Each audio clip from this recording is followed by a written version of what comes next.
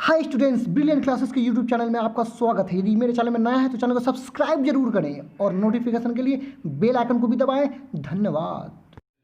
Brilliant classes के NCERT solution में फिर से एक बार आप लोगों का स्वागत है। इस वीडियो में हम लोग प्रश्नावली 14.2 का प्रश्न क्रमांक 5 को हल करेंगे। आइए प्रश्न को हल करने से पहले प्रश्न को पढ़ के समझ लेते हैं कि इसमें क्या करने के लिए कह रहा है। तो दिया हुआ बंटन विश्व के कुछ श्रेष्ठतम बल्लेबाजों द्वारा एक दिवसीय क्रिकेट मैचों में बनाए गए रनों को दर्शाता है। अर्थात दिया हुआ जो बंटन है, ये बंटन मतलब ये सारणी जो है श्रेष्ठतम जो अच्छे बल्लेबाज है द्वारा एक दिवसीय वनडे इंटरनेशनल क्रिकेट मैच यानी एक दिवसीय क्रिकेट मैच में बनाए गए रनों को दर्शाता है। तो आइए नीचे पढ़ते हैं इसको क्या करना है। इन आंकड़ों का बहुलक ज्ञात करें। अर्थात ये आंकड़ा जो देख रहे हैं, ये बारंबारता सारणी जो देख रहे हैं, बंटन देख रहे हैं, इसी का हमको निकालना है क्या, बहुलक निकालना है। तो आइए हम लोग इस प्रश्न का बहुलक निकालते हैं। तो हम लोगों का प्रश्न कितना है, प्रश्न 5 है। प्रश्न 5 हल लिख लेते हैं। तो मैं बता दूं कि बहुलक निकालने से पहले आपको बहुलक वर्ग निकालना पड़ेगा। जब तक आप बहुलक वर्ग नहीं निकालिएगा तो आप जो है बहुलक नहीं निकाल पाइएगा।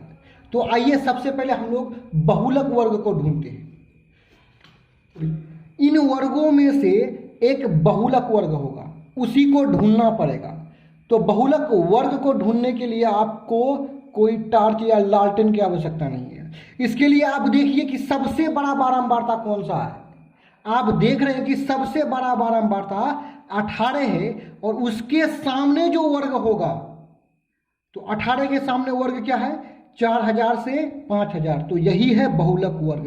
अर्थात सबसे बड़ा बारंबारता के सामने वाला जो वर्ग होता है वही बहुलक वर्ग होता है। तो यहां जो हम देखते हैं तो सबसे बड़ा बारंबारता क्या है, आप देखिए सबसे बड़ा बारंबारता 18 है और उसके सामने में जो वर्ग है 4000 से 5000, वही होगा बहुलक वर्ग। और जो सबसे बड़ा बारंबारता होता है इसी को कहते हैं क्या, F1। तो आइए इस प्रोसेस को लिखते हैं हम लोग। सबसे बड़ा बारंबारता, चलिए सबसे बड़ा बारंबारता को देख लेते हैं। सबसे बड़ा बारंबारता आपका क्या है, 18 है। तो यहां पे लिख लिए 18। अब यहां पे एक चीज देखिए, तो 18 के सामने कौन सा वर्ग है, 4000 से 5000, तो यही होगा बहुलक वर्ग। तो हम यहां पे लिख लेंगे बहुलक वर्ग। बहुलक वर्ग आपका क्या है, 4000 से 5000। अब आपने बहुलक वर्ग निकाल लिया, तो अब आगे का जो स्टेप है वो है हमको निकालना है बहुलक। तो बहुलक निकालने के लिए बहुलक का सूत्र का प्रयोग किया जाता है और बहुलक का सूत्र ये है। तो इस सूत्र के माध्यम से हम लोग क्या निकालेंगे, बहुलक निकालेंगे। लेकिन बहुलक के इस सूत्र को प्रयोग करने से पहले हम L, F1, F0, F2 और H का मान निकाल लेते हैं। तो आइए हम लोग निकालते हैं। यल सबसे पहले निकालते हैं हम लोग, यल निकालते हैं। तो यल होता है बहुलक वर्ग की निम्न सीमा। आप यहां बहुलक वर्ग पर देखिएगा तो 4000 से 5000 है।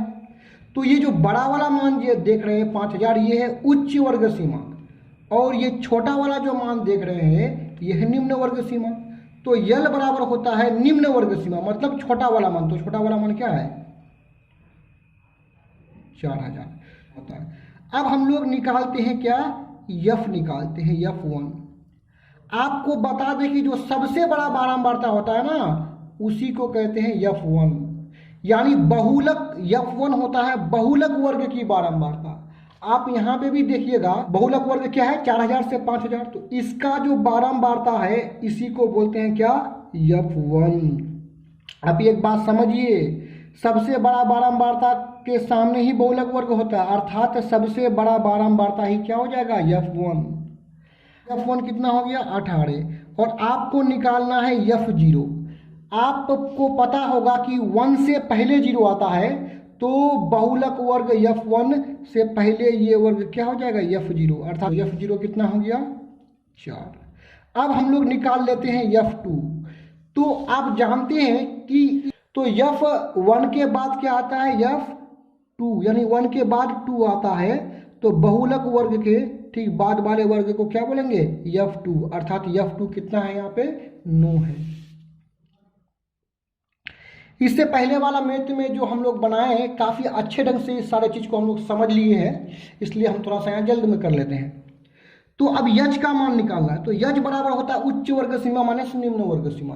तो बहुलक वर्ग का जो है उच्च वर्ग सीमा में निम्न वर्ग सीमा को घटा देते हैं, यज प्राप्त हो जाएगा। तो इसका उच्च वर्ग सीमा कितना है 5000 में घटेगा निम्न वर्ग सीमा कितना 4000, तो प्राप्त होगा हमको 1000। चलिए अब सबका मान हम लोग निकाल लिए। अब हम आसानी से बहुलक के सूत्र का प्रयोग कर सकते हैं।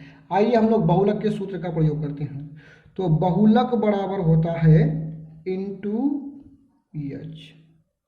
अब यहाँ से मान को लेकर के हम इस फॉर्मूला पे रख देते हैं। तो चलिए आप रखना शुरू करते हैं। हम लोग बराबर लिखे, यल का मान कितना निकाला हम लोग 4000, बीच में प्लस लिख दिए बट्टा जी। F1 का मान कितना है 18, बीच में माइनस F0 का मान कितना 4 है। चलिए अब नीचे में देखिए 2 फॉर्मूला वाला है तो इसको लिखना पड़ेगा 2 गुना F1 का मान 18 लिख दिए, माइनस F0 है 4 तो 4 लिख दिए, माइनस F2 का मान कितना है 9 है तो यहाँ पे 9 लिख दिए, इंटू है इंटू लिख दिए। यच नहीं लिखेंगे, उसका मान लिखेंगे। यच का मान कितना निकला है 1000।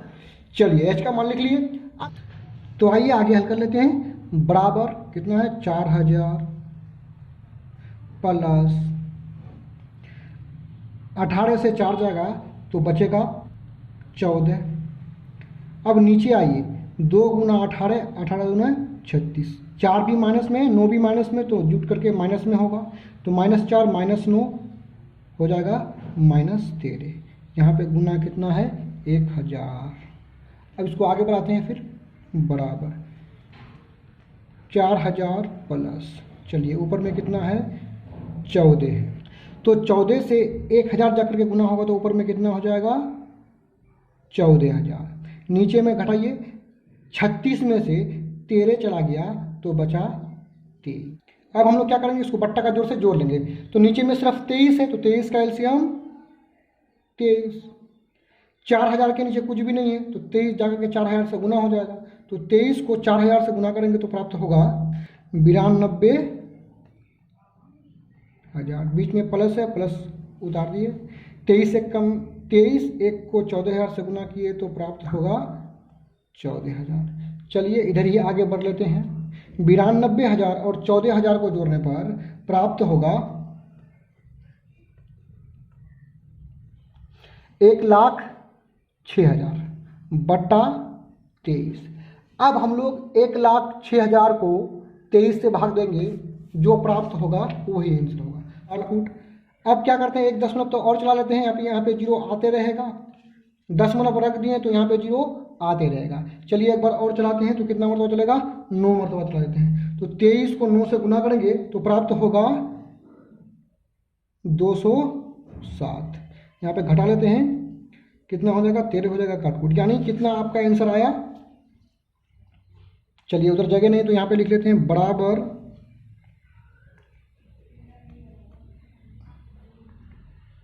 दशमलव कितना है 69।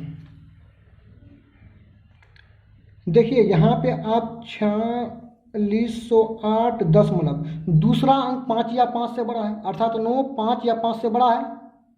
तो हम लोग दशमलव के बाद जो पहला अंक है उसको 1 अधिक कर देंगे, 6 तो कितना कर देंगे 7 कर देंगे और दूसरा अंक को नहीं लिखेंगे। इस प्रकार आपका ये आंसर प्राप्त होगा। यदि आप मैथ को उतारना चाहें तो एक बार ऐसे देख करके उतार लीजिए। इस तरह का और भी वीडियो देखने के लिए आप हमारे चैनल के प्लेलिस्ट में जाकर देख सकते हैं। धन्यवाद।